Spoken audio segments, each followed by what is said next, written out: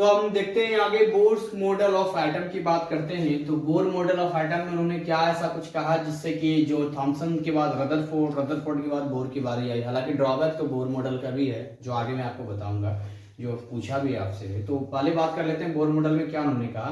देखो रदरफोर्ड की प्रॉब्लम क्या थी, उन्होंने बोला था सर्कुलर पाथ नहीं बोला था, स्पाइरकल पाथ बोला था, यानी कि ऐसा मूव करेगा। तो इन्होंने इसमें सिस्टमेटिक तरीके से बोला।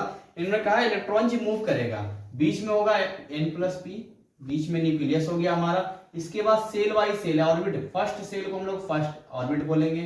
फिर ऐसे ऑर्बिट बने होंगे, ये इस तरह से ऑर्बिट बने हुए होंगे। इन्होंने ये बोला ऑर्बिट बने हुए होंगे और इसको हम n से डिनोट करेंगे। जैसे पहले वाले को n = 1, n = 2, n = 3। n को हम लोग प्रिंसिपल क्वांटम नंबर भी बोलेंगे। n से हम ऑर्बिट रिप्रेजेंट करेंगे। तो the electrons move in definite circular path around the nucleus called orbit बोलेंगे। इसको स्टेशनरी और ऑर्बिट से बोल सकते हैं, स्टेशनरी स्टेट्स के नाम से भी इसको जानते हैं। ये बोर्ड ने बताया इस तरह से इलेक्ट्रॉन मूव करेगा। फिर उन्होंने बताया कि हर ऑर्बिट में एक फिक्स्ड नंबर ऑफ इलेक्ट्रॉन होंगे और इनकी जो एनर्जी है, energy does not change, energy नहीं बदलेगी बट फिक्स्ड अमाउंट में होगी। तो कैसे हम बताएंगे, जैसे n = 1 है तो n = 1 में नंबर ऑफ इलेक्ट्रॉन का जो फार्मूला यहाँ पर होता है वो नंबर ऑफ इलेक्ट्रॉन का फार्मूला होता है 2n²। ये फार्मूला होता है 2n² का फार्मूला होता है। इस 2n² से बता सकते हो कितना जाएगा। फॉर एग्जांपल अगर मुझे पता करना है कि n = 1 में कितने नंबर ऑफ इलेक्ट्रॉन होंगे, तो n = 1 नंबर ऑफ इलेक्ट्रॉन निकालोगे तो 2 × 1 का स्क्वायर यानी 2 इलेक्ट्रॉन आएगा। अगर n = 2 में हमें पता करना कितने इलेक्ट्रॉन होंगे तो n = तो 2 × 2 का स्क्वायर यानी 2 × 2 × 2 8 इलेक्ट्रॉन हो गया। इसी तरीके से n = 3 की बात करेंगे तो नंबर ऑफ इलेक्ट्रॉन कितने हो जाएंगे जी, तो नंबर ऑफ इलेक्ट्रॉन कितने हो जाएंगे, ये हो जाएगा आपका 2 × 3 का स्क्वायर यानी आ गया ये 18 इलेक्ट्रॉन्स आ गया। तो इस तरीके से उन्होंने एक सिस्टमेटिक तरीका बताया, वो ये लिख रहा है कि फिक्स नंबर ऑफ इलेक्ट्रॉन होंगे ऑर्बिट के अंदर और उनकी एनर्जी भी फिक्स होगी जो नहीं बदलेगी। जैसे आप देखो यहाँ पे पहले वाले में 2 ही इलेक्ट्रॉन मूव करेगा, दूसरे वाले में 8, 1 2 3 4 5 6 7 8, अगले वाले में 18, 1 2 3 4 5 6 7 8 9 10 11 12 13 14 15 16 17 18। इस तरह से ये मूव करेगा। तो अब जैसे क्या करते हैं ना, अगर मान लो हमारे पास संख्या एटॉमिक नंबर 1 है तो हम एक ही ऑर्बिट केवल बनाएंगे, एक इलेक्ट्रॉन दिखाएंगे। 2 एटॉमिक नंबर है तो फर्स्ट ऑर्बिट बनेगा। हमारे पास 3 एटॉमिक नंबर है तो हम 2 पहले वाले में दिखाएंगे, अगले वाले में 1 दिखाएंगे। तो इस तरीके से हम अरेंज करते हैं जो इनका पहला, ये इसका मतलब मैंने आपको समझाने की कोशिश की है। अच्छा, इनको सेल में भी बात करते हैं। जैसे ये आपको बोलते हैं ये के सेल होता है, ये के सेल, के ऑर्बिट भी बोलते हैं, एल सेल होता है ना, एम सेल होता है, आगे एन सेल होता है, आगे भी पढ़ोगे आपको समझ में आएगा। तो इस तरीके से होता है। हालांकि आपको जब लिखने की बात आए तो आपको यही लिखना पड़ेगा, ये स्टेटमेंट ही लिखना है जो मैंने साइड में लिखा। ये समझाने के लिए मैं आपको बता रहा हूँ कि आपको समझ में आनी चाहिए कि एक्चुअली में हो क्या रहा है।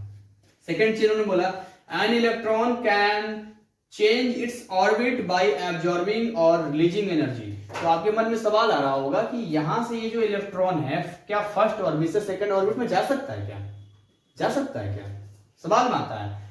फर्स्ट ऑर्बिट से सेकंड ऑर्बिट में कोई जा सकता है या कोई सेकंड ऑर्बिट से थर्ड ऑर्बिट में जा सकता है, ये फर्स्ट ऑर्बिट से थर्ड ऑर्बिट में कोई जा सकता है क्या।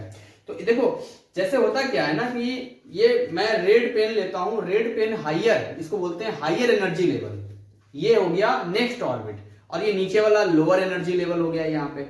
अब कोई यहां पर अगर है इलेक्ट्रॉन, यहां पर है और ये यहां आना चाहता है, तो देखो अगर ये यहां से यहां आना चाहता है, इसे एनर्जी की जरूरत पड़ेगी। तो यहां से क्या करेगा, ये एनर्जी एब्जॉर्ब करेगा। क्या करेगा, एनर्जी एब्जॉर्ब करेगा।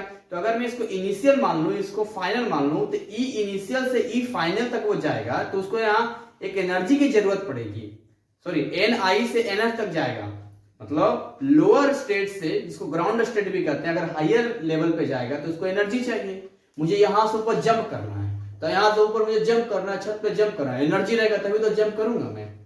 लेकिन एक बात है कि जब कोई भी इलेक्ट्रॉन यहां से जंप करके यहां पर आता है तो अगल बगल में देखता है, झांक कैसे करके, कहता है क्या हो रहा है, ये क्या हो रहा है, तो कहता है यार इसमें तो हम स्टेबल ही नहीं आ रहे हैं। चला तो गया वो जंप करके।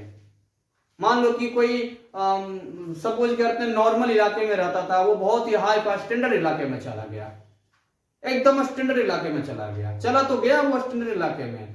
लेकिन वहां गया तो पता सब्जी 100 रुपए किलो मिल रहा है, कोई सामान लेना बड़ा महंगा मिल रहा है, वहां से भाग आएगा वो। वैसे इलेक्ट्रॉन के साथ होता है, जम करके उछल कूद करके पहुंच तो जाता है यहाँ पे, और पहुंच जाने के बाद फिर कहता है अरे ये तो सही बात है, यहाँ तो हम टिक ही नहीं पाएंगे, हम तो नीचे ही स्टेबल थे, तो वो नीचे फिर आ जाता है। तो जितनी एनर्जी उसने लिया था एक्स्ट्रा, जितनी भी एनर्जी उसने एक्स्ट्रा लिया था, जब वो वापस आ रहा होता है तो उसको रिलीज कर देता है। आपको समझ में आ गया होगा कब एब्जॉर्ब करता है, कब रिलीज करता है। एनर्जी कब एब्जॉर्ब करता है, जब उसको लोअर से यानी ग्राउंड स्टेट से हायर स्टेट में जाना होता है, तो वहां वो क्या करता है, एनर्जी को एब्जॉर्ब कर लेता है इलेक्ट्रॉन। लेकिन जब वहां जाता है तो वहां स्टेबिलिटी उसे दिखती नहीं है, वापस स्टेबिलिटी उसे अपने ही ऑर्बिट में दिखती है। तो जब वो वापस आता है तो उतनी एनर्जी वो रिलीज कर देता है, जिसको हम रेडिएशन के नाम से जानते हैं। आप बहुत सारे रेडियम वगैरह देखते हो जो बोलते हैं रेडिएशन निकाल रहा है, रेडिएशन निकाल रहा है तो मतलब क्या हो रहा है, एनर्जी फक से एनर्जी ले लिया, एनर्जी हमने दिया, खड़ा से एंटीना खड़ा करके एनर्जी ले लिया, लेकिन जब वो जंप करके ऊपर गया तो स्टेबिलिटी कर ही नहीं पाया। और ये बहुत कम टाइम में होता है, बहुत कम टाइम में, 10⁻⁻8 सेकंड। सोचो कितना छोटा होता होगा, 10⁻⁻8 सेकंड, इतना छोटा टाइम में डिसीजन लेता है वापस आने का, तुरंत जाता है, जंप कर जाता है। इसीलिए ये लोग रेडिएशन निकालता है, बोलते हैं रेडिएशन निकालना। मैंने कुछ ज्यादा डिटेल आपको बता दिया। देखो यहाँ पे N electron can change its orbit bye absorbing और रिलीजिंग। तो कब एब्जॉर्ब करेगा और कब रिलीज करेगा क्लियर हो गया होगा। देखो इस तरीके से, ये देखो यहाँ पे है ना, यहां से मैं 2 बना देता हूं ऐसा करके, ये 2 बना दिया मैंने। अब मान के चलो यहां पर ये ई इनिशियल है, सॉरी एन इनिशियल है और ये एन फाइनल है, ये भी एन इनिशियल है और ये एन फाइनल है। अब यहां से क्या होगा ना कि यहां से इलेक्ट्रॉन है, यहां से इलेक्ट्रॉन है, ये जंप करके जाएगा यहाँ पे, ऐसा जंप करके यहां पर गया। जब ये जंप करके जाएगा उसे स्टेबिलिटी दिखेगी नहीं, तो यहां से ये वापस आएगा, ये वापस आएगा। तो यहां की केस में जब ये मतलब ग्राउंड स्टेट से, इसको बोलते हैं ग्राउंड स्टेट, जब ये ग्राउंड स्टेट से हायर स्टेट में जाएगा या लोअर स्टेट इसको बोलते हैं। Ground state n is equal to value 1 होती है, n की वैल्यू 1 फर्स्ट ऑर्बिट को बोलते हैं। जब ये हायर वाले में जाएगा तो यहां पर क्या करेगा, एनर्जी को एब्जॉर्ब करेगा ये। लेकिन जब वो हायर से लोअर में आएगा तो एनर्जी को रिलीज करेगा। क्लियर हो गया, समझ में आ गया आपको इलेक्ट्रॉन की कहानी कि ये इलेक्ट्रॉन है, यहां ये इलेक्ट्रॉन ये वापस आ रहा है, ये इलेक्ट्रॉन वापस आ रहा है। तो ये क्लियर है। तो इन्होंने दिया एनर्जी ई दिया, E is equal to H nu, H nu बोलते हैं इसको। तो एच क्या होता है, प्लैंक्स कांस्टेंट होता है। न्यू फ्रीक्वेंसी को हम लोग बोलते हैं, न्यू एक सिंबल होता है, न्यू बोलते हैं, न्यू फ्रीक्वेंसी को बोलते हैं। अब डिटेल में फ्रीक्वेंसी नहीं बता पाऊंगा, तो फ्रीक्वेंसी में आपको बता रहा हूं कि एच प्लैंक्स कांस्टेंट होता है, ये न्यू होता है। तो एनर्जी निकालेंगे तो मान लो ये E1 एनर्जी है, ये EI एनर्जी है, तो क्या बोलेंगे, तो EF फाइनल में से इनिशियल घटेगा, फाइनल में से इनिशियल घटेगा। यहां की एनर्जी क्या है, EF है, और यहां की एनर्जी क्या है, EI है। तो EF माइनस EI, ये एनर्जी घटेगी। तो ये लिखा an electron can change its orbit by absorbing और रिलीजिंग एनर्जी। इस तरीके से शॉर्ट में लिख दिया, जो कि आपको लिखना पेपर में, ठीक है। तीसरी चीज ये इन्होंने पूछा, the angular momentum of an electron of mass Me, electron का मास Me है, moving in circular orbit, circular orbit में मूव कर रहा है, of radius r, radius r हो गया, वेलोसिटी v हो गया, is an integral multiple of h by 2 पाई। तो ये फॉर्मूला हमारा तैयार हो गया, MEVR, जो MVR बोलते हैं ना, MVR एंगुलर मोमेंटम का फॉर्मूला होता है, ये होता है NH/2 पाई। n क्या होता है, प्रिंसिपल क्वांटम नंबर बोलते हैं, यही n की वैल्यू होती है, n की वैल्यू है कौन से ऑर्बिट में, इसी को बोलते हैं प्रिंसिपल क्वांटम नंबर भी बोलते हैं इसको।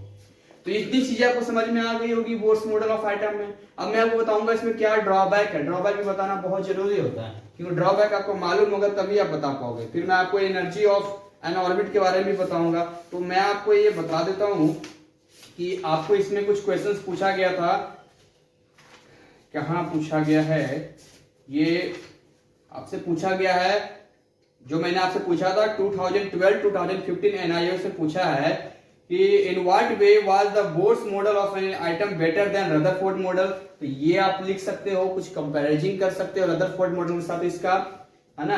क्या इसका था, Bohr model explain the stability of atom and line spectrum of hydrogen, अभी बताऊंगा मैं। And what was the main drawback of Bohr's model, ये 2012 में पूछा है।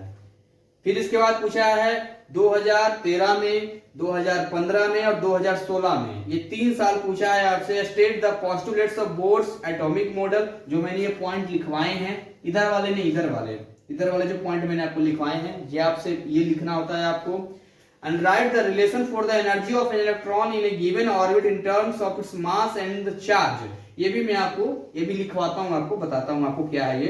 तो इस तरीके से ये आपको पूछा है। देखिए कितना फेमस क्वेश्चन है, ये आपके एग्जाम में आ सकता है। तो मैं इसको एक बार रफ करता हूं, उसके बाद 2 मिनट लगेंगे इसको आगे बताने में। कितना मिनट हो गया?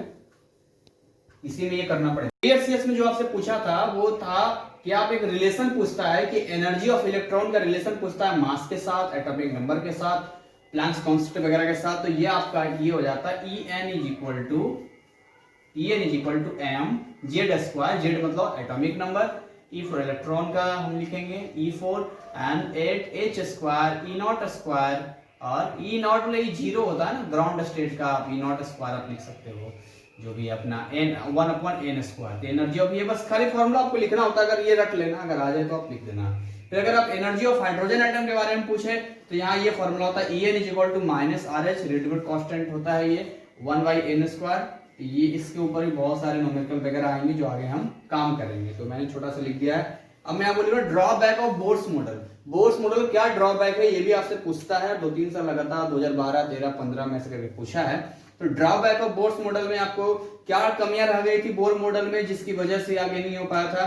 तो पहली चीज तो ये कि line spectrum of other element नहीं बता पाया था। एक्चुअली बोर जो है केवल हाइड्रोजन या हाइड्रोजन जैसे, हाइड्रोजन में क्या होता है, एक इलेक्ट्रॉन होता है, सिंगल इलेक्ट्रॉन होता है ना, एटॉमिक नंबर 1 होता है तो एक इलेक्ट्रॉन होता है। तो जैसे ये हाइड्रोजन है, या तो इन्होंने हाइड्रोजन का बताया लाइन स्पेक्ट्रम अभी मैं बताऊंगा आपको, इसके अगले वीडियो में बताऊंगा आपको। तो या तो हाइड्रोजन के बारे में इन्होंने लाइन स्पेक्ट्रम बताया, या तो जिसके पास सिंगल इलेक्ट्रॉन, जैसे हीलियम के पास 2 इलेक्ट्रॉन होता है लेकिन He प्लस कर दो, यानी 2 में से 1 इलेक्ट्रॉन चला गया तो कितना इलेक्ट्रॉन बचा? 1 इलेक्ट्रॉन बचा। लिथियम में देखो Li2 प्लस कर दो, 3 इलेक्ट्रॉन में चला गया 2 इलेक्ट्रॉन तो 1 इलेक्ट्रॉन बचा। तो इस तरीके से फिर इन चीजों पर ये काम करते हैं। तो ये फिर जाता है line spectrum of other elements, मतलब अदर एलिमेंट का इन्होंने नहीं बता पाया। फिर हाइजेनबर्ग अनसर्टेनिटी प्रिंसिपल भी ये नहीं बता पाए, और इन्होंने अभी पढ़ेंगे हम कि हाइजेनबर्ग अनसर्टेनिटी प्रिंसिपल क्या होता है। और तीसरी चीज उन्होंने ड्यूअल कैरेक्टर ऑफ इलेक्ट्रॉन के बारे में नहीं बता पाए थे। ड्यूअल कैरेक्टर ऑफ इलेक्ट्रॉन क्या होता है? देखो ड्यूअल कैरेक्टर मतलब 2 कैरेक्टर का मतलब क्या होता है? एक तो होता है पार्टिकल नेचर, एक होता है वेव नेचर। पार्टिकल नेचर में हम मास से एसोसिएट करते हैं, और जब वेव नेचर में बात करते हैं तो वेव नेचर में हम वेवलेंथ की बात करते हैं, फ्रीक्वेंसी की बात करते हैं, मतलब एक वेव की तरह, जैसे रेडियो वेव्स सिग्नल्स आते हैं तो इलेक्ट्रॉन वेव्स की तरह भी होता है। ये आगे जाके बताया गया था, आगे के साइंटिस्ट ने बताया। तो ये 3 पॉइंट आपको याद रखने। Line spectrum of other elements के बारे में नहीं बता पाए थे, हाइजेनबर्ग अनसर्टेनिटी प्रिंसिपल नहीं बता पाए थे, और ड्यूअल कैरेक्टर ऑफ इलेक्ट्रॉन नहीं बता पाए थे। तो यहां तक हमारा खत्म होता है बोर्स मॉडल का। अब आगे से हम इलेक्ट्रोमैग्नेटिक रेडिएशन के बारे में पढ़ेंगे। इसके अलावा और भी हम फिर हाइड्रोजन के बारे में पढ़ेंगे, हाइड्रोजन का लाइन स्पेक्ट्रम पढ़ेंगे, हाइड्रोजन का लाइन स्पेक्ट्रम कैसा दिखता है। फिर हम आगे पढ़ेंगे क्वांटम नंबर के बारे में, फिर चैप्टर आपका फिनिश हो जाएगा। ठीक है, तो फिर इसके बाद हम आगे मिलते हैं अगले पार्ट में।